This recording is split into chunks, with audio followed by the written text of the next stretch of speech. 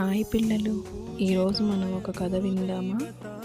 ఒకరోజు దేవతల మధ్య ఒక పోటీ జరిగింది.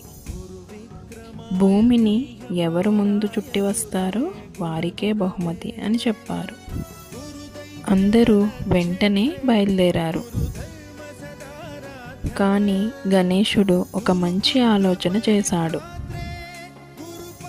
తన తల్లిదండ్రులైన పార్వతీదేవి శివుడి చుట్టూ 3 సార్లు ప్రదక్షిణం చేశాడు.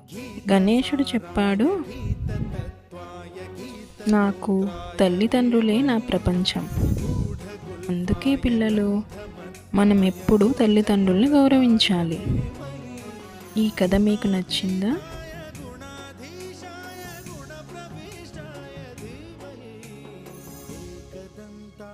वक्रतुण्डाय गौरीतनयाय धीमहि गजेशानाय बालचन्द्राय श्रीगणे